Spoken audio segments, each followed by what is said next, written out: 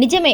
ఒక టాలీవుడ్ యంగ్ హీరోకి నందమూరి హీరోలు వార్నింగ్ ఇచ్చినట్టుగా సదరు హీరోనే స్వయంగా చెప్పడం ఇప్పుడు హాట్ టాపిక్గా మారింది. మాస్కా దాస్ విశ్వక్సేన్కు ఇటు ఎన్టీఆర్తో అటు బాలయ్యతో మంచి బాండింగ్ ఉంది. ఈ నేపథ్యంలో విశ్వక్ నటించిన ఓ సినిమా విషయంలో ఈ ఇద్దరు తనను కాస్త గట్టిగానే మందలించినట్టుగా విశ్వక్ చెప్పుకొచ్చాడు. ప్రస్తుతం విశ్వక్ నటించిన ఫంకీ మూవీ విడుదలకు సిద్ధంగా ఉంది. జాతిరత్నాల ఫేమ్ అనుదీప్ కేవి దర్శకత్వంలో తెరకెక్కిన ఈ చిత్రం ఫిబ్రవరి 13న థియేటర్లోకి రానుంది.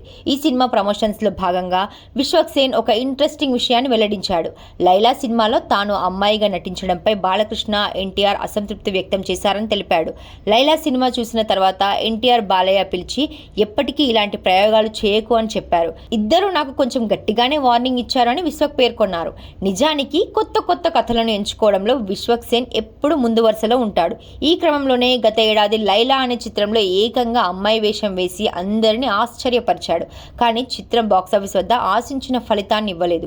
విశ్వక్ అమ్మాయి గెటప్ పెద్ద సాహసమే అయినప్పటికీ సినిమా డిజాస్టర్గా నిలిచింది. అందుకే తన మాస్ ఇమేజ్కు భిన్నంగా వెళ్లడం వారికి నచ్చలేదని, తన శైలికి తగ్గ సినిమాలే చేయమని వారు సూచించినట్లు విశ్వక్ వెల్లడించారు.